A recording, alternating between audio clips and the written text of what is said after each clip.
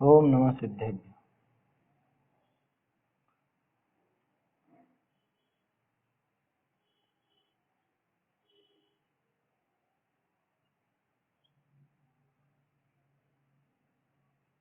श्री जिन शासन गुरु नमो नाना विधि सुखकार, आत्महित उपदेश तें करें मंगलाचार, करें मंगलाचार।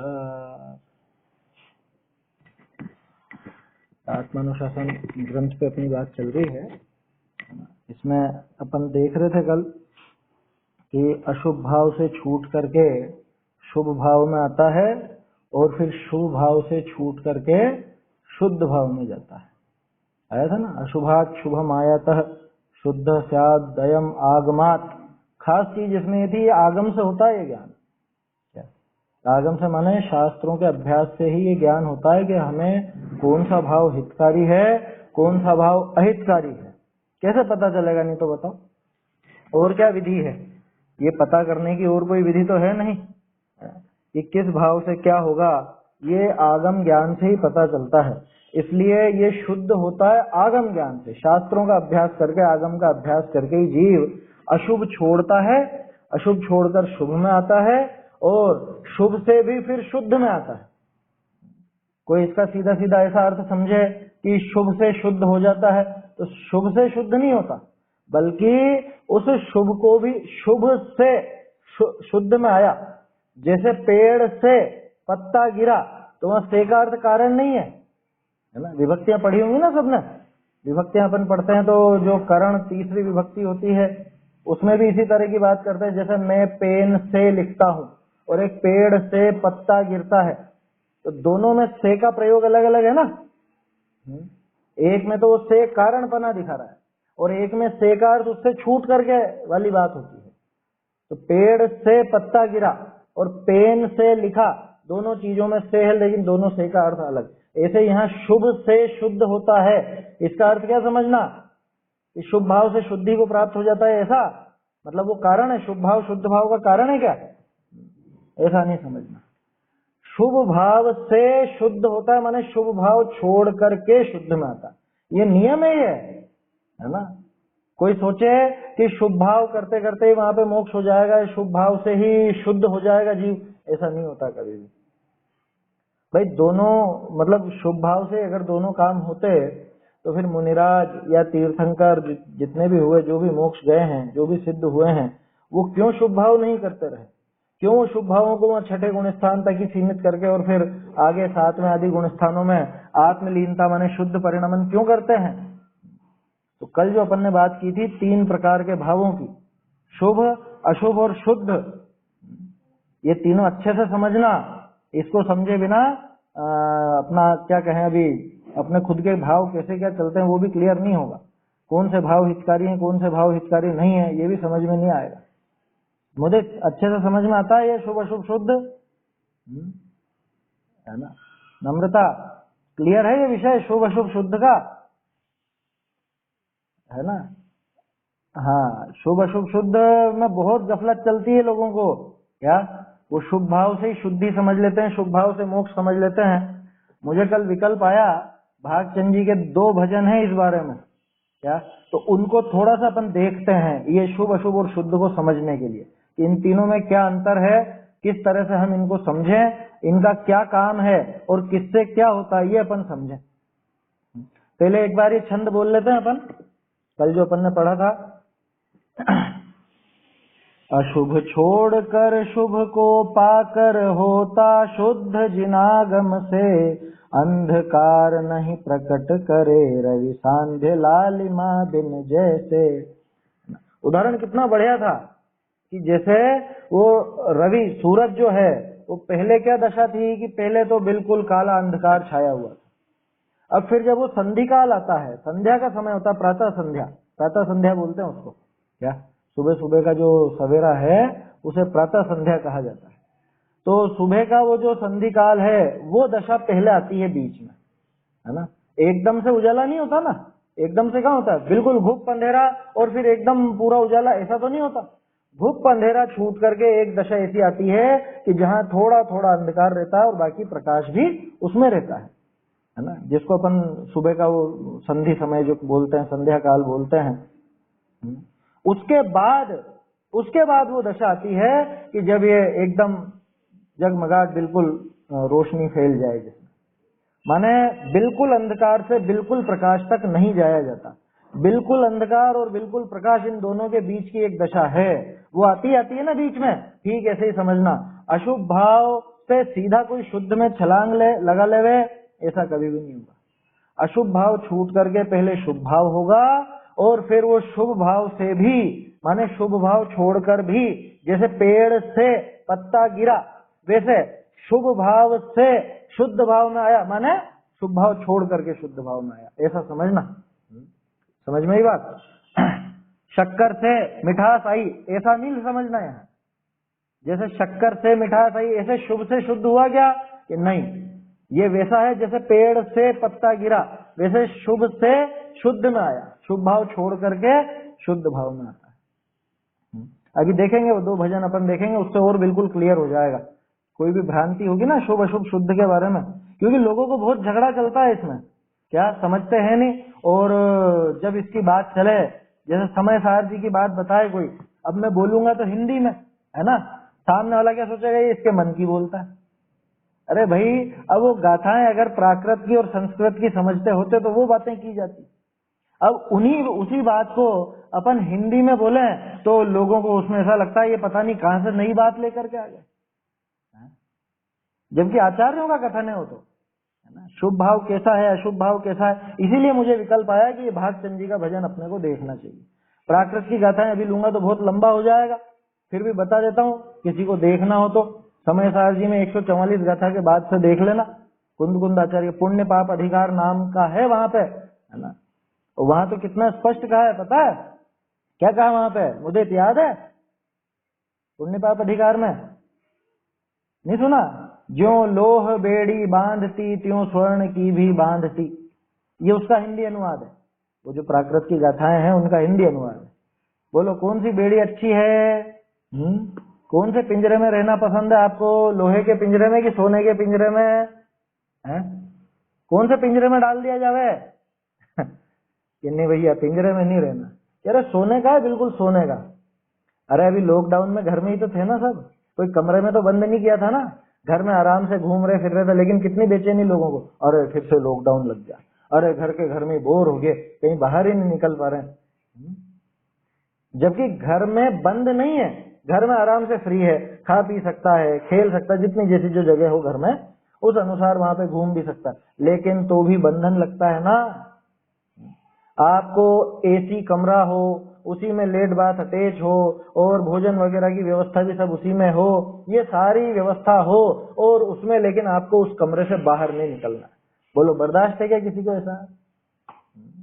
अरे नहीं नहीं नहीं, बिल्कुल भी नहीं, ऐसे ऐसे बंद नहीं रह सकते। तो लोहे की बेड़ी अच्छी कि सोने की बेड़ी अच्छी, कौन सा पिंजरा अच्छा? ये दोनों ही पिंजरे हैं, दोनों में ही कैद है, आया समझ में? दोनों में कैद है, कैद में नहीं रहना चाहता जीव, और कैद में नहीं रहना चाहता तो कैद का उपाय छोड़ना चाहिए, कैद से छूटने का उपाय अपने को करना चाहिए, आया समझ में? ऐसा। खैर वो अभी अपन देखेंगे। शुभ अशुभ शुद्ध, ये तीनों भाव अच्छे से अपने को समझना चाहिए। अर्थ और भावार्थ रह गया था कल, इसका पढ़ देता हूं मैं। यह जीव आगम ज्ञान से, देखो खास बात ये थी, अपन शुभ अशुभ और शुद्ध उसको समझने के लिए उनकी बात कर रहे हैं, लेकिन सबसे खास बात है कि ये जीव को ये ज्ञान कैसे होता है कि ये भाव बेकार है और ये भाव अच्छा है, या ये भाव भी छोड़ करके मुझे कुछ आगे बढ़ना है, ये कैसे मालूम पड़ेगा? आगम ज्ञान से। आगम ज्ञान माने अपना शास्त्र ज्ञान, है ना। शास्त्राभ्यास से ही ये पता चलता है, बिना शास्त्राभ्यास के आपको पता तक नहीं चलेगा आपके कौन से भाव अच्छे हैं और कौन से भाव बुरे हैं, कौन से भाव करके आपने खुद के लिए दुख का बीज बोया है और कौन से भाव आपको आगे सुख के कारण होंगे, ये पता नहीं चलेगा। अपने को क्या लगता है मुनिराज को देख के, अरे बेचारे मुनिराज, बेचारे मुनिराज गर्मी में हैं, पंखा भी नहीं, कूलर भी नहीं, एसी भी नहीं, है ग्रीष्म ऋतु शिखर के ऊपर है, अघ दहते। सर्दी में वो नदी के किनारे तालाब के किनारे, बारिश में पेड़ के नीचे, बेचारे मुनिराज, सुकुशल मुनिराज को बाघिन खा गई। कितना दुख है, कितना कष्ट हो रहा है? सुकुमाल मुनिराज को कितना कष्ट हो रहा है। गज कुमार जी के माथे पर सिगड़ी जला दी गई, पांडवों को वो बेड़ियां लोहे की गरम गरम करके पहना दी गई, आभूषण पहना दिए गए गरम गरम। कितना दुख है। मुनिराज से जाके पूछो, अपने को क्या लगता है? अरे बहुत दुखी, बहुत दुखी, बहुत दुख है, तप में तो बहुत दुख है, मुनिराज बहुत दुखी। उनसे जाके पूछो कि मुनिराज आपको कितना दुख हुआ, वो कहेंगे कि पागल हो गया, मैं आत्मा में लीन था, मैं तो बिल्कुल सुख में डूबा हुआ था और तुमको दुख नजर आता है। हम देखते हैं वो बाहर की दशा है, अपने को नजर आती है वो बाहर की परिस्थिति। समझ में आ रही है बात? अपने को तो बाहर की परिस्थिति दिख रही है।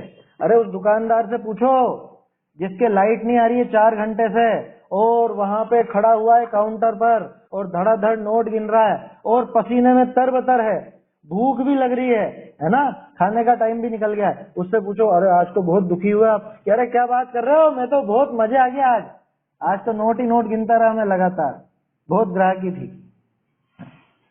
क्यों? पसीना नहीं आया, गर्मी नहीं लगी, भूख नहीं लग रही थी? कि वो हमें दिख रहा है। उससे पूछो उस दुकानदार से कि उसका तो व्यापार बढ़ रहा है, उसकी तो कमाई हो रही है जबरदस्त, तो उसको दुख लगेगा क्या? नहीं लगेगा। ठीक ऐसे ही मुनिराज आत्मा में लीन है, वो उस अपने ज्ञान स्वभाव का रस पान कर रहे हैं, आनंद का निरंतर पान कर रहे हैं। उनसे आप कहोगे कि आप दुखी थे, हमने देखा वो बागिन खा रही थी आपको, वो सियाल नहीं खा रही थी, वो माथे पे सिगड़ी जल रही थी और आप कह रहे हो दुख नहीं है। अरे तुमने देखा ही नहीं, तुम्हें देखना ही नहीं आता है, तुम बाहर की चीज देखते हो। हम तो हमारा काम कर रहे थे, हम हमारे आत्मा में लीन थे, अपने शुद्ध भाव में लीन थे। वहां विकल्प की जरा भी कोई क्या कहें, दुख का जरा भी कोई कारण मौजूद नहीं था। किस बात से दुखी होते हैं?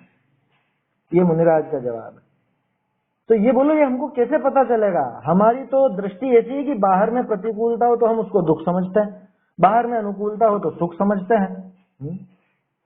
हमारी दृष्टि तो ऐसी। कैसे पता चलेगा कौन सा भाव अच्छा, कौन सा भाव बुरा, कौन सी दशा अच्छी, कौन सी दशा बुरी? कैसे मालूम चलेगा? कि ये आगम ज्ञान से, ये आगम ज्ञान से पता चलता है कि कौन सा भाव हमें भला है, कौन सा भाव बुरा है। बिन जाने ते दोष गुणन को कैसे तजिए गहिए, पढ़ा ना छेड़ाला में। बिना जाने दोष और गुणों को कैसे कैसे जानेंगे? दोष और गुण ही नहीं पता चलेंगे तो किसको छोड़ेंगे और किसको ग्रहण करेंगे? इसलिए ये जीव आगम ज्ञान ते अशुभ ते छूटी, शुभ को प्राप्त होता शुद्ध हुई। अशुभ से छूट करके और शुभ भाव को प्राप्त होता हुआ शुद्ध होता है ना। शुभ भाव को प्राप्त होता हुआ शुद्ध होता है का क्या मतलब? कि शुभ भाव को प्राप्त हो गया तो शुद्ध हो गया, ऐसा? इसको ढंग से समझना मुदित।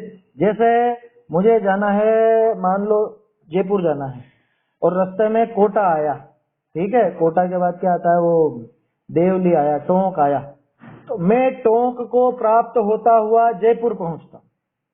अब इस लाइन का अर्थ समझ गए? टोंक को, कोटा को, टोंक को प्राप्त होता हुआ जयपुर पहुंचता हूँ, ऐसा ही समझना। शुभ को प्राप्त होता शुद्ध हुई। समझ में आ गई बात? माने ये बीच का पड़ाव है, शुद्ध भाव तक जाने के लिए बीच में ये पड़ाव आएगा, ये बीच का एक स्थान है ना। जैसे अपन ने देखा ना, ये उदाहरण दिया ना आचार्य देव ने, रात का अंधकार, वो अंधकार उस संध्या काल को प्राप्त होता हुआ फिर बाद में, मतलब वो सूरज जो है वो बाद में इतना जगमगाट बिल्कुल चमकने लगता है। समझ में आ रही है बात? वो बीच की दशा है, बीच में वो चीज आएगी, 100% आएगी, लेकिन वो आई उसका अर्थ शुद्ध हो गए ऐसा नहीं, ऐसा मत समझ लेना। बीच में वो शुभ भाव जरूर आएगा, अशुभ से छूटकर शुभ में आएगा, लेकिन शुभ का अर्थ शुद्धता नहीं है। शुभ में अटक गए तो भी दिक्कत हो जाएगी, अभी देखेंगे अपन थोड़ी देर बाद भजन में। समझ में आ रही है बात? शुद्धता को प्राप्त करना है तो क्या होगा कि अशुभ से सीधी छलांग लगा लेंगे कि नहीं? सीधी छलांग लगा करके कोई शुद्ध में नहीं जाता अशुभ से। इधर तो मैं आराम से खाता पीता और टीवी देखता हुआ मस्त बिल्कुल क्या विषय भोगों में उलझा हुआ और एकदम से आत्म ध्यान करने लग गया, ऐसा कभी भी नहीं होता। पहले वो चीज छूट करके शुभ भाव होते हैं और शुभ भाव बीच का पड़ाव है और शुभ भाव ऐसा पड़ा हुआ है कि दोनों तरफ की दिशा होती है उसमें। आगे देखेंगे अपन। हाँ, आगे के जो 2 छंद हैं उसमें इन दोनों पड़ावों की बात है। शुभ भाव से 2 तरफ का डायरेक्शन है। देखो, अशुभ भाव से छूट करके तो शुभ में ही जाएगा, मतलब अशुभ भाव अगर छूटेगा तो नियम से शुभ में ही जाएगा, ये पक्की बात। शुद्ध भाव से अगर छूटेगा तो भी वो दोनों जगह जा सकता है। शुद्ध भाव से छूट करके भी पहले बीच में शुभ आ सकता है, अशुभ भी आ सकता है। और शुभ भाव ऐसा है कि शुभ भाव से दोनों तरफ का डायरेक्शन जाता है ना। दोनों तरफ का माने शुभ भाव से छूट करके या तो शुद्ध में चला जाए, और अगर वहां नहीं गया तो कि जहां से आया था वहीं पर, माने अशुभ से जो शुभ में आया था, शुभ से छूटकर वापस से अशुभ में चला जाता है। और हमारे साथ ज्यादातर यही होता है ना, श्रावक के साथ, गृहस्थ के साथ ज्यादातर यही होता है। हम जाते हैं सुबह सुबह मंदिर में, भगवान को देखते हैं, देव शास्त्र गुरु की उपासना करते हैं, पूजन आदि करते हैं, भक्ति करते हैं, स्वाध्याय करते हैं। तो ये शुभ भाव होता है। इस शुभ भाव से आगे बढ़े क्या? आगे तो नहीं बढ़े, वापस से पीछे लौट के दूसरी चीजों में आ जाते हैं। घर के काम छोड़ करके, विषय भोगों को छोड़ के उधर गए थे, देव शास्त्र गुरु के पास, मंदिर में गए थे, जिनवाणी के पास गए थे, और वहां से लौट करके वापस हुई। आया समझ में? महिलाएं जाती है ना, रसोई का सब काम वो तैयारी करके और फिर पहले मंदिर जाएंगी, और फिर मंदिर से आकर के फिर रसोई में घुस जाएंगी, है ना। उदाहरण है ना। ऐसे पुरुषों का भी लगा लेना, अपने काम छोड़ करके पहले वहां गए और वहां से छूट करके फिर से उधर आ गए। तो ऐसी दशा अधिकांश होती है। जबकि होना क्या चाहिए कि अशुभ से छूटा तो शुभ में आ गए, और शुभ से छूट करके फिर शुद्ध में जाए, आगे बढ़े, शुद्धि को प्राप्त हो, तब तो ये मोक्ष मार्ग में आगे बढ़ पाता है। और नहीं तो यही यही डोलता रहता है, अशुभ से शुभ, शुभ से अशुभ, अशुभ से शुभ, शुभ से अशुभ, यही चलता रहता है। तो उसकी विधि क्या, कैसे पता चले? ये जीव आगम ज्ञानते अशुभते छूटी, शुभ को प्राप्त होता शुद्ध हुई। अशुभ को छोड़ करके शुभ को प्राप्त होता हुआ शुद्ध होता। मैं यहाँ झालरा पाटन छोड़ करके कोटा को, टोंक को प्राप्त होता हुआ जयपुर पहुंचता। समझ में आ गई बात? तो कोटा पहुंच गया तो जयपुर नहीं पहुंच गया, टोंक पहुंच गया तो जयपुर नहीं पहुंच गया, बल्कि ये चीजें बीच में आएंगी, इनके बाद वो जयपुर को प्राप्त होगा। ठीक ऐसे यहाँ अशुभ छोड़ करके शुभ भाव, और फिर शुभ भाव को भी छोड़ करके शुद्ध भाव। ऐसा यहाँ दृष्टांत, ये उदाहरण, जो नहीं प्राप्त है संध्या अवस्था जाके, क्या कि जिसके वो संध्या अवस्था माने वो जो लालिमा वाली दशा है ना, सुबह सुबह सूरज उगता है ना, तब हल्का सा वो अंधकार और हल्का प्रकाश दोनों के बीच की दशा होती है, तो वो संधि काल, जिसको कल भी अपन ने देखा था 4 संधि काल है। अच्छा, कल बात अधूरी रह गई थी, ये जो संधि काल है ना, यही 4 सामायिक के समय है, यही 4 है सामायिक के समय। और ये हालांकि रात में तो सोते हैं तो वो रात वाला काल गिना नहीं जाता, 3 ही गिनते हैं उनमें से, इन 4 में से वो 3 ही संध्या काल, वो सामायिक का समय अपन देखते हैं। और यही 3 समय किसके हैं? ये 3 या 4 समय किसके हैं? दिव्य ध्वनि खिरने के। भगवान की जो दिव्य ध्वनि खिरती है ना, वो अपनी तरफ से इसी समय खिरती है, संधि काल में। हालांकि वहां पे संधि काल नजर नहीं आता, क्यों? क्योंकि वहां पे रात और दिन का भेद मिट जाता है समोसरण में, लेकिन बाकी जगह तो है ना। तो उस हिसाब से उस संधि काल में, वो जो संधि काल है अपने यहाँ का संधि काल, उस अनुसार वहां पे दिव्य ध्वनि खिरती समझना। ऐसा जैसा वहां पे चल रहा हो सूरज का, क्योंकि टाइम में तो अंतर आ ही सकता है, अपने यहाँ और वहां के टाइम में तो अंतर रहेगा ना। जैसे यहाँ और अमेरिका के टाइम में अंतर है, वैसे वहां यहाँ और वो विदेश क्षेत्र में भी अंतर समझना। या यहाँ पे भगवान का समोसरण हो तो यहाँ पे भी उसी समय। और कितनी खिरती है एक बार में, ध्यान है मुदित?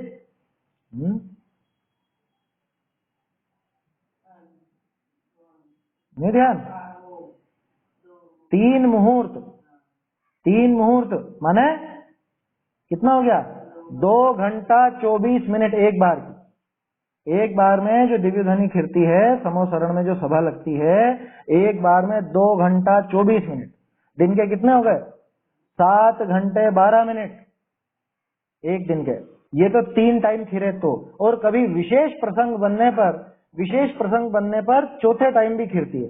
जैसे भरत जी के आने पर आदिनाथ जी की खिरी थी, तो वो मध्य रात्रि के काल, मतलब मध्य रात्रि का वो जो जैसे संधि काल अपन ने दिन का देखा था ना, ऐसे ही वो रात का भी बीच का समय, सूर्यास्त से लगा के सूर्योदय के बीचों बीच का समय, उसके 3 घड़ी पहले और 3 घड़ी बाद में, ऐसा 6 घड़ी माने 3 मुहूर्त माने 2 घंटा 24 मिनट, 1 घंटा 12 मिनट पहले और 1 घंटा 12 मिनट बाद में, ऐसा लगा 2 घंटे 24 मिनट एक बार की खिरती।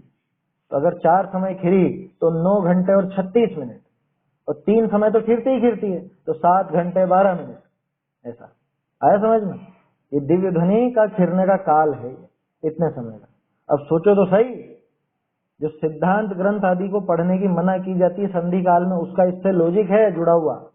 सिद्धांत ग्रंथों की, भावना ग्रंथ आप पढ़ सकते हो, अध्यात्म के ग्रंथ पढ़ सकते हो, लेकिन जैसे षटखंडागम जी हैं या गोमक सार जी हैं या लब्धि सार जी, क्षपणा सार जी इत्यादि जो विशेष गहरे कर्णानुयोग के ग्रंथ हैं, उनको इन संधि कालों में नहीं पढ़ा जाता। उसका एक कारण यह है, क्या कारण? कि ये समय दिव्य ध्वनि का है ना, दिव्य ध्वनि का है, तो साक्षात है। उससे यह कि सीधे उनकी तुलना की जावे एक तरह से, एक बात यह है। दूसरा यह कि संधि काल में हमारा मन थोड़ा सा विचलित रहता है। सुबह का समय बिल्कुल एकदम प्रभात काल हो या शाम का समय हो, उस समय भी थोड़ा सा मन विचलित रहता है ना।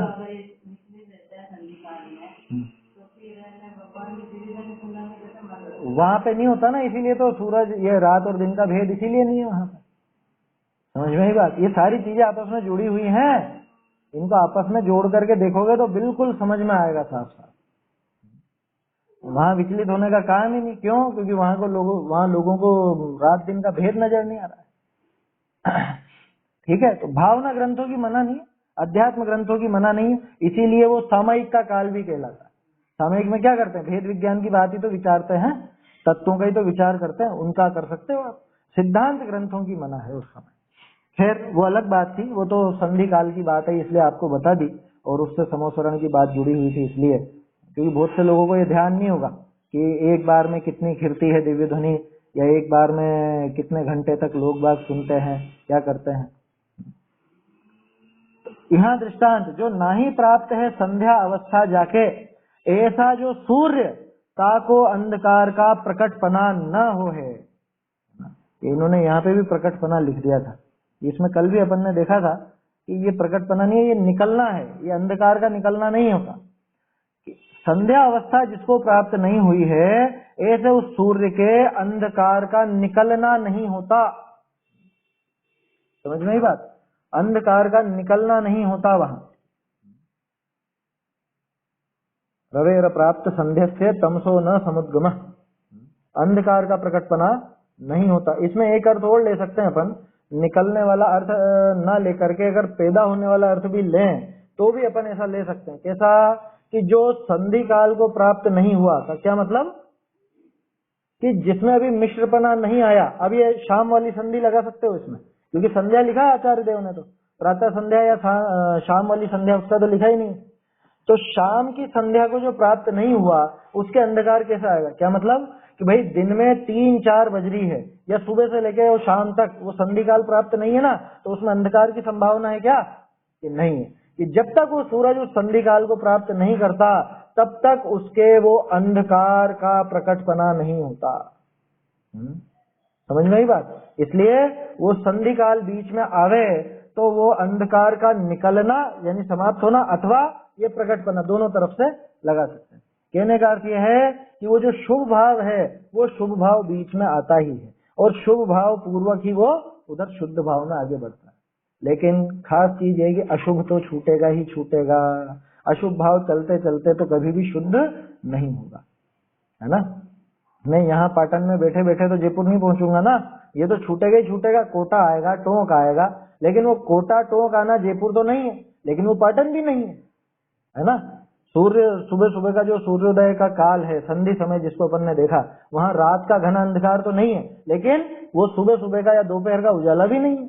दोनों की बीच की दशा है, और वो दशा आती आती है। देखो भावार्थ, जैसे संध्या संबंधी लाली को न प्राप्त होता सूर्य, ताके अंधकार का प्रकटपना न हो है ना, यानी अंधकार वैसा नहीं होता।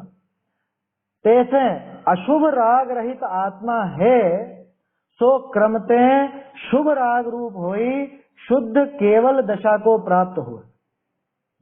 ताकि अज्ञान आदि का उपजना न हो है, उसके अज्ञान आदि का उपजना नहीं होता। क्या कह रहे हैं?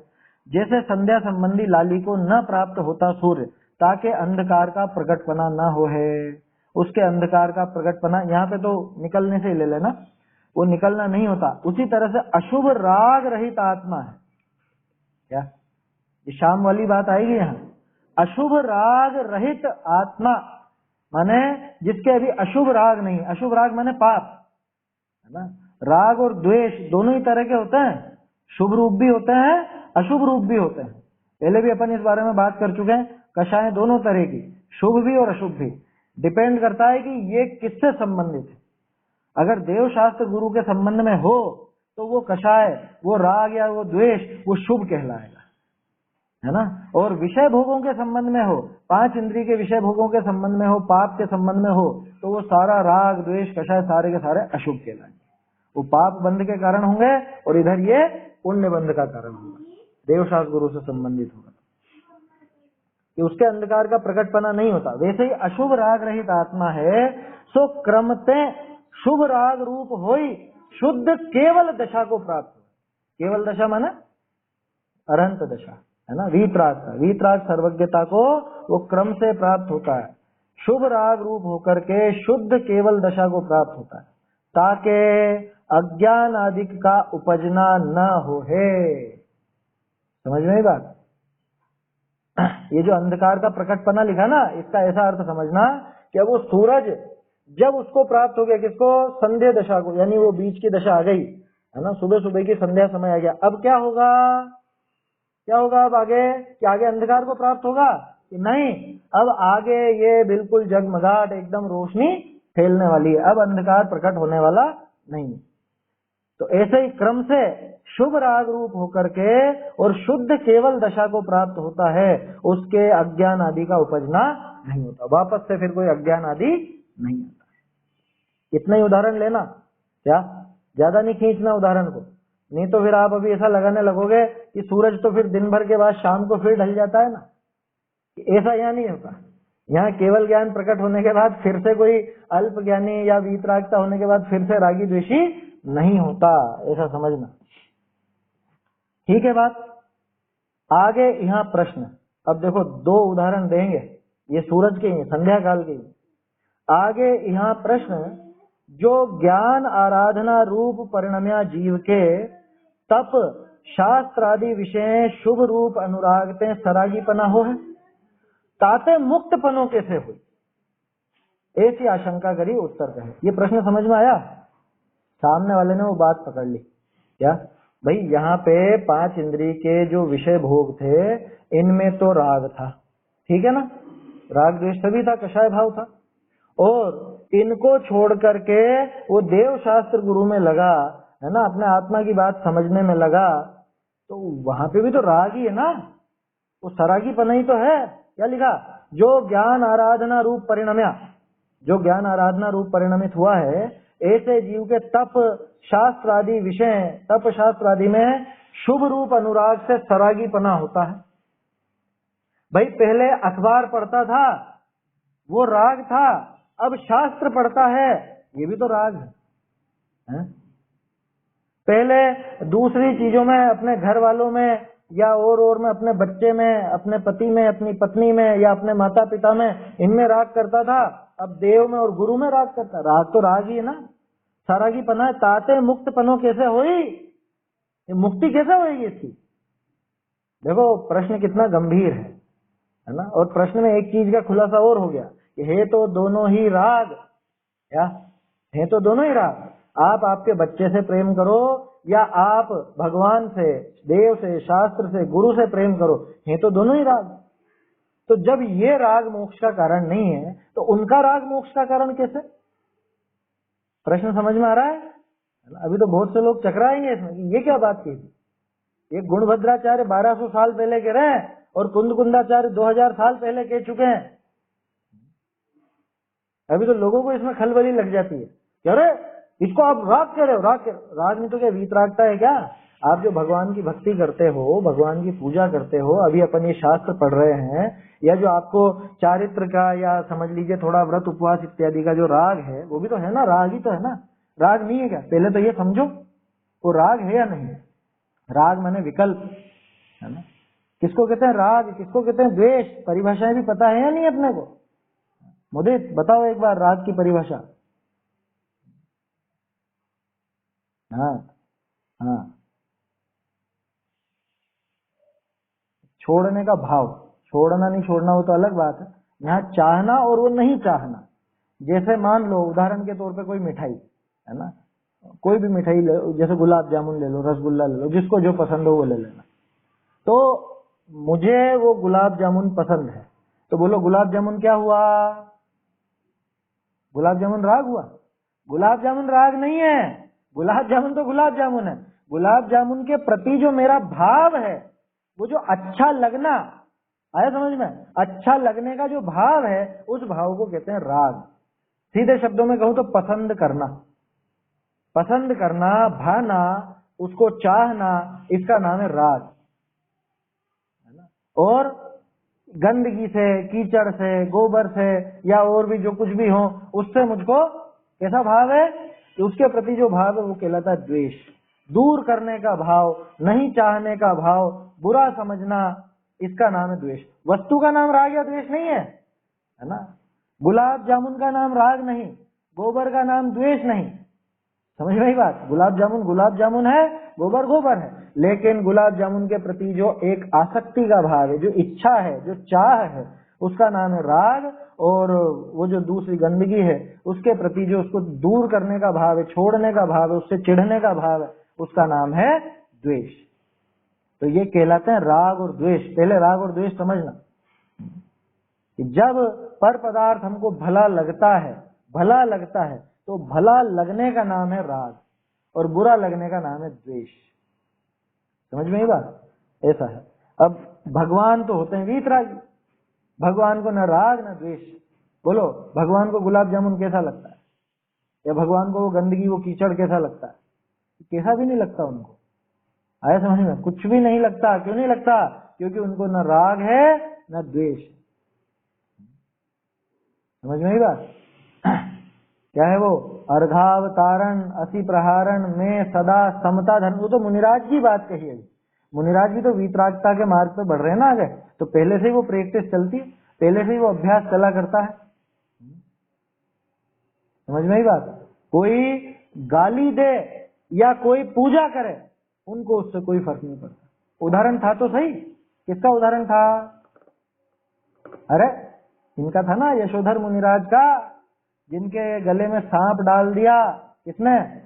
राजा श्रेणिक ने।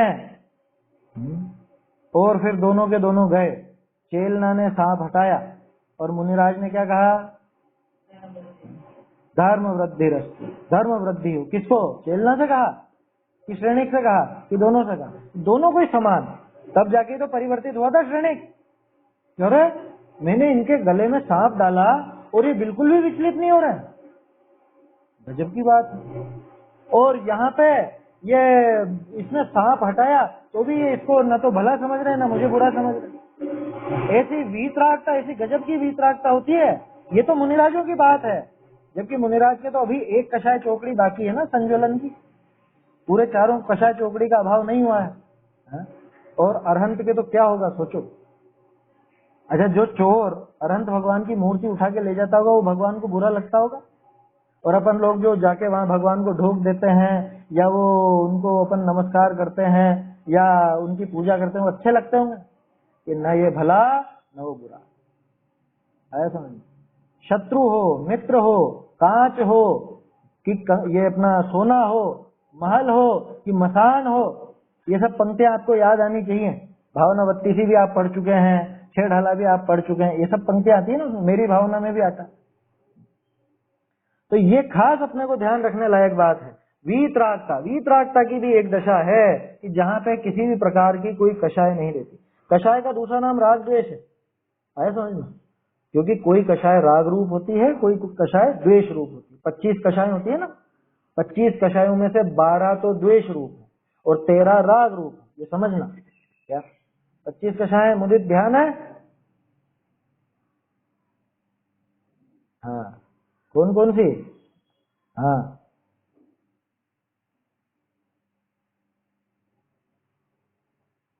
हाँ, कितनी हुई? हाँ, ये तो 26 होगी। तो 25 का मिथ्यात्व तो क्यों जोड़ी इसमें? मिथ्यात्व तो कषाय में शामिल नहीं है ना, मिथ्यात्व वो परिग्रह में शामिल है। हाँ? कषाय के अंदर नहीं आती, कषाय हालांकि होती मुख्य रूप से मिथ्यात्व के कारण। ठीक है, ये चीजें सब पढ़ चुके हो आप लोग बाल बोध में भी। हाँ? तो 25 जो कषाय हैं इनमें से 12 तो हैं द्वेष रूप और 13 हैं राग रूप, और इन सभी प्रकार की कषायों से रहित दशा उसका नाम है वीतरागता, कि जहाँ हास्य भी नहीं। भगवान कैसे होते हैं? यूं खिलखिला के हंसते हुए, कि ऐसे यूं गंभीर बिल्कुल किसी चीज से चिढ़े हुए? कैसे होते हैं? बिल्कुल शांत। हे प्रभु शांत नासाग्र दृष्टि थिर मुद्रा हमें बताती है, शांति शुचिता अंतर में है, बाहर से कभी ना आती। नहीं करते हो? पूजा पूजा में आते ही नहीं लाइन तो। तो अत्यंत शांत, सोचो तो सही, कि जहां पे न राग है न द्वेष है, किसी प्रकार की कोई कषाय नहीं है, क्या गजब दशा होती होगी, कैसी विचित्रता होती है। अभी जब अपने कषायों की मंदता रहती है तो अपने को शांति सी लगती है ना, और कषाय बड़ा भड़कती है। कषाय 13 और 12 कौन कौन सी है ये? हाँ हाँ, कौन कौन सी है देखो, बता रहा हूँ है ना, नोट कर लो जिनको ध्यान नहीं हो। देखो, क्रोध और मान ये मुख्य रूप से द्वेष मूलक कषाय है ना, क्रोध और मान। और माया और लोभ ये दोनों राग मूलक कषाय है, माने इनके मूल में राग छुपा हुआ है। हालांकि कभी कभी अपने को राग के कारण भी क्रोध होता दिखता है, लेकिन मूल में द्वेष ही शामिल है उसमें। जैसे माँ अपने बच्चे को पीटती है या माँ अपने बच्चे को डांटती है, तो वैसे तो उसको राग है उससे इसलिए, लेकिन उसने जो गंदा काम किया, उसने जो गलती की, उस गलती से तो द्वेष है ना, तो द्वेष पूर्वक ही क्रोध है। समझ में आई बात? तो क्रोध और मान ये दोनों, अब ये दो कितनी हुई? ये दो हो गई 8। 8 कैसे?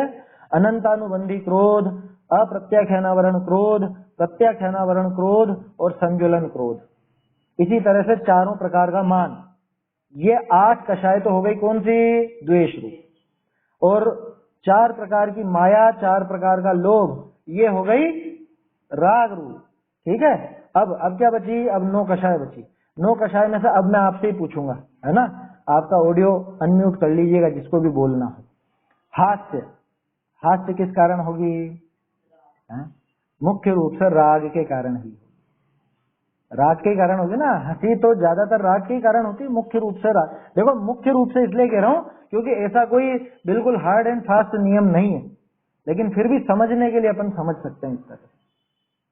हास्य, उसमें राग शामिल है ना, क्योंकि कोई चीज हास्य में तो अच्छा ही लगता है ना, और हास्य लगता भी अच्छा है सबको। अभी मैं चुटकुला सुना दूं तो सबको खूब मजा आएगा क्या? कोई गंभीर बात करते हो, कोई विद्वान ऐसे बहुत अच्छा व्याख्यान देते हो लेकिन बहुत गंभीरता से बोलते हो, तो सो जाते हैं लोग। और कोई अरे वो बहुत अच्छा बोलते हैं, वो चुटकुले बहुत सुनाते हैं, उनके में बहुत मजा आता है, तो हास्य में मजा आ रहा है ना, वो राग भाव। हास्य का मूल राग है। चलो आगे बढ़ते हैं। रति, रति किसको बोलते हैं? हाँ, तो मैंने इसीलिए तो मुख्य रूप से कहा, मैंने इसीलिए मुख्य रूप से कहा, मैंने कहा ना हार्ड एंड फास्ट नियम नहीं है, दोनों में आ सकता है, लेकिन मुख्यता उसमें राग। कुल मिला के तो सब राग ही नाम पाते हैं। सारी की सारी 25 कषायों का एक नाम कहें तो राग, क्योंकि भगवान को क्या बोलता है? वीत राग ही तो बोलता है। हालांकि वीत द्वेष भी है वो, है ना, वीत क्रोध भी है, वीत मान भी है, वीत माया भी है, लेकिन सबका एक नाम क्या रख दिया अपन ने? राग। तो अपन कह देते हैं वीत राग, माने सारी ही कषायों से रही। ठीक है, हाथ से राग रूप है। और फिर रति, रति तो नाम ही राग का है। रति माने अच्छा लगना, भला लगना। रति एक कॉमन कषाय की जिनके नाम नहीं आए इन 4 वो क्रोधमान माया लोभ और ये 9 कषायों में जिनके नाम नहीं आए, और फिर भी वो जो अच्छा लगने का भाव वो सारा का सारा राग में, रति में शामिल है। ठीक है, ऐसे ही अरति, उसका उल्टा कर दो, अरति माने बुरा लगना, तो वो द्वेष रूप है, द्वेष मूलक है ना। हाथ से रति अरति। उसके बाद शोक, शोक माने क्या होता है? शोक दुख होता है, वो द्वेष रूप है। कैसा शोक? कोई प्रिय व्यक्ति या प्रिय वस्तु, उनके बिछड़ने पे जो दुख होता है, या फिर अप्रिय व्यक्ति और अप्रिय वस्तु के मिलने पर जो दुख होता है ना, तो वो सारा का सारा द्वेष मूलक है ना। हाँ, और देखो अभी हास्य रति अरति, फिर उसके बाद शोक आ गया, भय। जिससे भय हो वो पसंद आती क्या चीज? जिससे भय हो उससे तो द्वेष ही होता है। तो भय तो स्पष्ट द्वेष मूलक है, भय में कोई राग छुपा हुआ नहीं है। फिर भी अपन चाहे तो घटित कर सकते हैं राग को भी। देखो, प्रेम जिससे होता है ना, उसके प्रति सहज रूप से अनिष्ट शंका होती है। यही मेरी बात समझना, जिसके प्रति प्रेम है उसके प्रति अनिष्ट शंका होती ही होती है। आप आ रहे हो, ठीक है, आपने मुझे फोन करा कि हम बस पहुंचने वाले पाटन आ रहे हैं, अब मैं ठीक है इंतजार कर रहा हूँ। 2 घंटे का रास्ता है, ये क्या हो गया, 3 घंटे हो गए, 4 घंटे हो गए, क्या बात हो गई? एक्सीडेंट तो नहीं हो गया, कुछ गड़बड़ तो नहीं होगी, टायर तो पंक्चर नहीं हो गया, पुलिस वालों ने तो नहीं रोक लिया? पता नहीं कितनी अनिष्ट शंकाएं करूंगा मैं, क्यों? उस राग के कारण। तो भय है ना, वो भी भय। बच्चा स्कूल से अभी तक नहीं आया घर पर, क्या चक्कर है? ये भय क्यों पैदा हुआ? और राग के कारण ही वो भय पैदा हुआ। तो राग मूलक भी होता है, लेकिन उसमें मुख्यता द्वेष की है। जिस वस्तु के से हमको भय हो रहा है, जिस कंडीशन से हमको भय हो रहा है, उससे तो द्वेष ही है ना। उस एक्सीडेंट से, उस पुलिस से, या और कोई भी दुर्घटना हो, उससे तो द्वेष ही है ना मूल में। तो भय द्वेष मूलक है, ठीक है। फिर जुगुप्सा, जुगुप्सा तो नाम ही द्वेष का है, जिससे घिन ना है, घृणा हो, है ना। क्या आप मंदिर जा रहे हो और मंदिर में आपके कोई गंदगी पैर में आ गई, क्या होता है? अरे गंदा हो गया, गंदा, है ना। तरह तरह की गंदगी सब पड़ी रहती है, उसको देख के जुगुप्सा आती है। कभी कोई ऐसे एरिया से निकलना पड़े जहाँ पे कसाई खाना वगैरह हो, तो कैसी जुगुप्सा आती है वहाँ। कोई जीव को अपन सड़क पे मरा हुआ देख ले तो कैसी जुगुप्सा आती है, समझ में आ रही बात? तो जुगुप्सा भी मूल रूप से तो द्वेष मूलक ही है ना। अब क्या बचा? अब बची 3 प्रकार का वेद, स्त्रीवेद, पुरुष वेद और नपुंसक वेद। ये तीनों राग मूलक है, तीनों में राग रूप भाव है। हो गई 13 और 12। तो 8 तरह की तो क्रोध और मान और अरति, शोक, भय, जुगुप्सा, ये 4, 8 और 4 12, ये तो द्वेष रूप। और राग रूप कौन कौन सी? ये बाकी की जो है वो राग रूप है। 4 प्रकार की माया, 4 प्रकार का लोभ, और फिर हास्य, रति, और स्त्री वेद, पुरुष वेद, नपुंसक वेद। ये जो 13 भाव है, ये राग रूप भाव है, राग मूलक भाव है, ऐसा समझना चाहिए, ठीक है। ऐसा है। तो क्या कह रहे हैं, ये अपनी तो बात इस पे चल रही थी वीत राग तक। क्या कह रहे हैं कि ज्ञान आराधना रूप जिसने परिणमन किया है, 4 अनंतानुबंधी, अप्रत्याख्यानावरण, प्रत्याख्यानावरण और संज्वलन, ये 4 लेवल है अलग अलग। 4 लेवल ऐसे समझना कि जैसे एक तो ये जैसे पत्थर के अपन ने काम देखे ना, नक्काशी, पत्थर की नक्काशी, है ना, कैसी रहती है, बिल्कुल एकदम साफ नजर आती है बिल्कुल। तो पत्थर पे जैसे लकीर खींची अपन ने। अब तो आजकल तो मशीनों का जमाना, पहले तो टाकी और हथौड़ी से उससे करते थे, चीनी हथौड़ी से। तो वो जो लकीर खींची गई है पत्थर पे, वो आसानी से मिटती है क्या? आज सैकड़ों सालों से अपन देख रहे हैं, तरह तरह के किले हैं, मंदिर हैं, उनमें जो नक्काशी हो रही है बिल्कुल वैसी की वैसी बनी, जो पत्थर पे उकेर करके बनाई गई है। वो है पत्थर की लकीर जैसा, ठीक है। उसके बाद एक लकीर समझो जमीन पर, मिट्टी पर, है ना, मिट्टी जो जमीन है, जो पत्थर नहीं है ना, जमीन है, उस जमीन पर अपन ने लकीर खींची। वो मिट सकती है, लेकिन उसमें भी थोड़ी सी मेहनत लगती है। तीसरा बालू, रेत, रेत पर अपन ने लकीर खींची, जैसे समुद्र के किनारे गए हो और रेत पर लकीर खींची, लिख देते ना कुछ भी ऐसे रेत पर लिख देते हैं, वो आसानी से मिट जाएगी, ठीक है। लेकिन हालांकि पानी का बहाव तो उसके लिए भी लगेगा। और चौथा पानी की लकीर, पानी पे लकीर खींची अपन ने, पानी पे लकीर कितनी देर रहती है, ये लिखी और ये मिटी, है ना। ऐसा इनका काम समझना। अनंतानुबंधी है वो पत्थर की लकीर जैसी कषाय है। अप्रत्याख्यानावरण है वो मिट्टी पे खींची हुई लकीर जैसी। मिट्टी पे खींची हुई भी बहुत लंबे समय तक रह सकती है, अच्छी गड़ा करके यूं खींची गई हो तो लंबा समय, लेकिन बहुत लंबा नहीं। बारिश वारिश होएगी और कोई उस पर चलेगा तो सब खत्म हो जाएगी, ठीक है। तीसरी जो प्रत्याख्यानावरण है, प्रत्याख्यानावरण वो रेत पे खींची हुई रेखा के समान। और संज्वलन कषाय वो पानी पे खींची हुई रेखा के समान। ये तीव्रता दिखाई है उसमें। फिर भी इसमें ऐसा समझना कि अनंतानुबंधी का अर्थ तीव्र कषाय ही हो, ऐसा नहीं है, क्योंकि अनंतानुबंधी जिन जीवों के पड़ी है उनके तीव्र और मंद दोनों तरह की कषाय हो जाती है। मंदता भी इतनी, जैसे एक उदाहरण देता हूं, द्रव्यलिंगी मुनिराज का मालूम है, 9वें ग्रेवेट तक होके आ जाते हैं, छेड़ाला में पढ़ा होगा, है ना। अंतिम ग्रीवक लोकी हद पायो अनंत वीर्या पद पे सम्यक ज्ञान न लाधो दुर्लभ है क्या निज मुनि साधु, क्या है कि अंतिम ग्रेवेट तक होकर के आगे कितनी कितनी मंद कषाय, पता है कितनी मंद कषाय, इतनी मंद कषाय कि कोई पूरी खाल उतार करके नमक मिर्ची भर दे तो भी आंख की कोर भी लाल ना हो, माने जरा भी गुस्सा ना आए। इतनी मंद कषाय अनंतानुबंधी के होते हुए भी संभव है। अनंतानुबंधी में भी इतनी मंद कषाय संभव है। वो मिथ्या दृष्टि उनकी बात थी ना, वो द्रव्यलिंगी मुनिराज की बात थी, जिनको सम्यक दर्शन नहीं था उनकी बात थी। तो वो वहां तक हुआते हैं उस मंद कषाय के दम पर, मोक्ष नहीं जा पाते। ठीक है। दूसरी बात, यहाँ अगर अपन देखें तो जैसे उदाहरण ले लो जय कुमार जी का। जय कुमार जी मालूम है कौन? भरत चक्रवर्ती के सेनापति। भरत चक्रवर्ती के सेनापति, सम्यक दृष्टि, तद्भव मोक्षगामी, ठीक है। और वो युद्ध लड़ रहे हैं, 5वें गुण स्थान वाले थे, आया समझ में? 5वां गुण स्थान था उनका, व्रती थे, और व्रती वहां पे युद्ध लड़ रहा है। ये कैसी विचित्रता है? और बोलो उनके 2 कषाय चोकड़ी का अभाव, 2 कषाय चोकड़ी का अभाव उनके। और बताऊं, 2 मुनिराज की बात लें अपन। एक मुनिराज तो जैसे आचार्य, आचार्य को तो पूरे संघ का संचालन करना होता है। आचार्य मुनिराज तो प्रायश्चित भी देते हैं, है ना। आचार्य मुनिराज शास्त्र भी लिख रहे हैं। शास्त्र लिखना है शुभ भाव है कि शुद्ध भाव है? शुभ भाव ही है ना, शुभ भाव ही है। ठीक है। आचार्य मुनिराज किन्हीं को दंड रूप प्रायश्चित भी दे रहे हैं, थोड़ा सा उनकी ही भाषा में, है ना। अब अपने जैसे तो नहीं डांटते हैं, लेकिन उसी उनकी भाषा में थोड़ा सा डांट भी रहे हैं या उनकी भाषा में समझा भी रहे हैं, ये काम भी हो रहा है। दूसरी तरफ वो बिल्कुल ऐसा ध्यानस्थ बैठे हुए हैं, वो द्रव्यलिंगी मुनिराज जो मिथ्यात्व गुण स्थान में।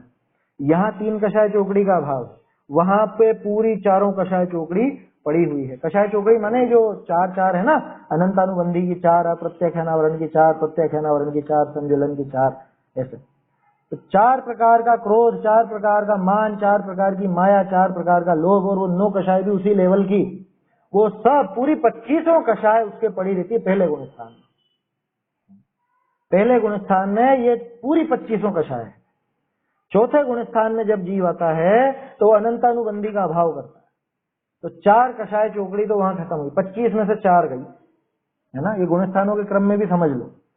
पहले गुण स्थान में पूरी 25 पड़ी हैं, चौथे गुण स्थान में 21 बची, है ना। और 21 में भी वो जो 9 कषाय हैं वो भी एक स्तर नीचे हो गई है, क्या एक लेवल नीचे हो गया है ना। जैसे भय है या जुगुप्सा है, वो अब वैसी नहीं रही जैसी मिथ्यात्व के साथ थी, है तो सही लेकिन बहुत कमजोर। ठीक है। फिर जब 5वां गुण स्थान, 5वें गुण स्थान में 2 कषाय चोकड़ी का अभाव हो जाता है, माने अनंतानुबंधी भी गई और अप्रत्याख्यानावरण भी चली जाती है। कितनी बची? 8 चली गई, माने 17 बची। ठीक है। और 17 के अलावा वो जो 9 कषाय उनमें शामिल है वो और कमजोर हो गई, पहले से भी और कमजोर। फिर उसके बाद जब वो मुनि दशा आती है, 3 कषाय चोकड़ी का अभाव होता है, 6ठा गुण स्थान आता है, तो 3 कषाय चोकड़ी माने 12 कषायों का वहां अभाव हो गया। देखो पहले गुण स्थान में 25 थी, चौथे में 21 बची, 5वें में 17 बची, अब कितनी बचेगी? अब 13 बची, क्योंकि 3 कषाय चोकड़ी का अभाव हो गया। अनंतानुबंधी गई, अप्रत्याख्यानावरण गई और प्रत्याख्यानावरण भी गई। अब क्या बची? अब सिर्फ संज्वलन बची है, और वो 9 कषाय भी संज्वलन जैसी ही बची है। अब वैसी तीव्रता, वैसी उग्रता, वैसी कठोरता उनमें नहीं बची। समझ में ही बात? ऐसा। और फिर उसके बाद क्या होता है कि क्रमशः और कम होती जाती है। जैसे 7वें गुण स्थान आखिर में क्रोध कषाय विसंयोजित हो जाती है, एक वो चली जाती है, संज्वलन का क्रोध नहीं रहता। फिर उसके बाद 8वें गुण स्थान में नहीं रहता। 8वें के आखिर में, माने 9वें के प्रारंभ की बात करें तो 9वें गुण स्थान में आपके मान नहीं मिलेगा, 10वें गुण स्थान के अंदर माया नहीं मिलेगी, और 10वें के आखिर में उस लोभ का भी अभाव हो जाता है। 11वें 12वें गुण स्थान में पूरी वीतरागता आ जाती है। अरहंत दशा नहीं आई है, क्योंकि केवल ज्ञान बाकी है। लेकिन वीतरागता आ जाती है 11वें गुणस्थान और 12वें गुणस्थान। लेकिन 11वें गुणस्थान में ऐसी कंडीशन है कि वो वापस से गिर जाते हैं वहां से। तो यहाँ जो अपन बात कर रहे हैं, जो आचार्य ने लिखा था वो वीतरागी होने के बाद फिर से रागी नहीं होता, वो 11वें की बात मत समझना, वो 12वें गुणस्थान की बात समझना। गुणस्थान पहले पढ़े कि नहीं पढ़े? थोड़ा समझना चाहिए इस बारे में, क्योंकि यही तो जीव के भाव कैसे क्या रहते हैं उनको समझने के लिए अपने को गुणस्थान समझना चाहिए। खैर, क्या चलिए, तो आ जाएगा, धीरे धीरे समझ में आ जाएगा। जिन्होंने पहली बार सुनी है वो भी धीरे धीरे सीख जाएंगे, कोई बड़ी बात नहीं उसके अंदर। कहने का अर्थ है अलग अलग लेवल की है, और ऐसा मत समझना कि कोई तो बहुत बिल्कुल सीधे हैं, बहुत बहुत मंद कषाई हैं साहब, तो कि उनके तो शायद कुछ कषाएं घट गई होंगी, ऐसा नहीं है। अनंतानुबंधी में ही दोनों तरह की आपको दिख जाएगी। कभी तो ऐसा दिखेगा कि ये 5वें गुणस्थान वाला जिसके 2 कषाय चौकड़ी का अभी उदाहरण लिया तो सही अपन ने जय कुमार जी का, वो तो युद्ध में लड़ते हुए दिख रहे हैं, वो तो व्यापार करते हुए दिख रहे हैं, वो तो और काम करते हुए दिख रहे हैं, और ये आत्मा में लीन दिख रहा है नहीं, है ना, पहले गुणस्थान में, और कोशिश कर रहा है, या समझ लो ऐसा बाहर ने इस तरह का वेश धारण कर लिया है ना, मुनि वेश तो धारण कर लिया, लेकिन मुनिपना अंदर से आया ही नहीं, ऊपर ऊपर से तो धारण कर लिया। तो वैसी दशा में ऐसी गड़बड़ियां भी हो जाती हैं। अच्छा, एक व्यक्ति है जिसको एकदम से गुस्सा आ जाता है, क्यों नहीं कर सकते भाई? मुनिवेश बाहर का तो आ ही सकता है। बाहर का मुनिवेश माने कि बाहर में 28 मूलगुण और वो नग्नता और पीछी और कमंडल, ये तो पहले गुण स्थान में भी धारण कर लिया जाता है ना। देखो, वो अपवाद है, राजमार्ग तो यही है कि पहले मिथ्यात्व तो छोड़कर सम्यक दृष्टि हो, व्रति आदि हो, 5वां गुण स्थान आए, उसके बाद क्रमशः वो 3 कषाय चौकड़ी का अभाव होते हुए 7वां और 6ठा गुण स्थान आता है। पहले 7वां आता है, फिर 6ठा आता है। कायदा तो यही है। फिर भी इस तरह के भी दिखते हैं कि मिथ्यात्व दशा में ही मुनि दशा अंगीकार कर ली, और बाद में समझे, बाद में सीखे, तो बाद में फिर वो आत्मलीनता करके 7वां गुण स्थान आदि प्राप्त किया। सीधे पहले से 7वें में वो जीव जाता है, वो जीव सीधे पहले से 7वें में जाता है। तो कायदा तो यही है, पहले से चौथा, चौथा 5वां, 5वें से 7वां, है ना। 7वें के बाद 6ठा आता है, पहले 6ठा नहीं आता कभी, है ना। ये तो गुणस्थान जब पढ़ेंगे तो समझ में आएगा। पहले चल चुकी गुणस्थान की कक्षा, आप में से जो लोग बैठे हैं वो सब समझते हैं उस चीज को। चलिए, तो ये तो क्या हुआ, ये अपन कषायों की बात कर रहे थे। ये 25 कषाएं इस तरह की होती हैं और क्रमशः इनका नाश होता है। मैं तो एक प्रश्न आप लोगों से पूछ रहा था, क्या कि जैसे किसी व्यक्ति को एकदम से कषाय बहुत तेज एकदम भड़क जाता है, अभी तो लोगों के दिमाग में कषाय का अर्थ सिर्फ गुस्से से ही है। चलो, वो तो बहुत तीव्र कषाय, वो तो बहुत तीव्र कषाय, गुस्सा करता हुआ दिखे तो कषाई, और बहुत मीठा मीठा बोले और मन में कटारें भरी हुई हो, मन में उसके कुछ और लोभ हो या कुछ इस तरह की मायाचारी हो, उसको कषाई नहीं गिनते भाई। कषाय तो सभी तरह की है ना। अभी देखा ना अपन ने, हंसना है, रोना, शोक मनाना, बुरा लगना, वो जुगुप्सा होना, वो भी तो कषाय है, नहीं होती क्या? दिन भर में सभी तरह की कषाएं चलती है अपने, सभी तरह की। हालांकि होंगी क्रम से, एक के समय दूसरी नहीं रहेगी, ये समझ लेना। जिस समय क्रोध है उस समय मान नहीं है, जिस समय मान है उस समय माया नहीं है, माया है तो लोभ नहीं, मतलब एक रहेगी उनमें से कोई सामने, बाकी तो बैकग्राउंड में रहेंगी। मुख्य रूप से एक का प्रवर्तन होगा। ये चीज पहले देख चुके अपन मोक्ष महाप्रकाशक के समय भी। कौन सा, चौथा अधिकार में देखा था ना शायद अपन ने, 36 नंबर या 40 नंबर पेज, कौन सा था, उसमें काफी अच्छे से चर्चा हुई थी इस बारे में। तो कहने का अर्थ यह है, हाँ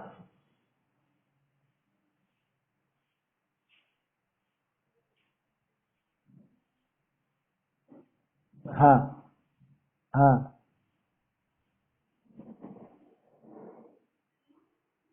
मैं वही बता रहा था, मैं उसी बात पे आ रहा था कि देखो, एकदम से कोई भड़कता है, एकदम से कोई भड़कता है। जैसे मान लो अब घर में अपना बच्चा है और अपन चाहते हैं धर्म मार्ग में लगे या कुछ भी और वो नहीं करे, तो एकदम से अपने को गुस्सा आ जाता है, और कई बार आ जाता है मान लो, तो ये अनंतानुबंधी की निशानी है क्या?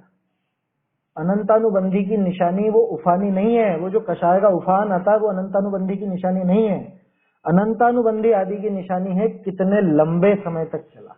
ये जो आपने अभी उदाहरण दिया ना, एक व्यक्ति के प्रति बहुत लंबे समय से, बहुत लंबे, आपको पता है अपने क्षमावणी कितनी बार आती है साल भर में? 10 लक्षण पर्व कितनी बार आते हैं? 3 बार आते हैं। है ना। नम्रता, हर्षिता, कभी सोचा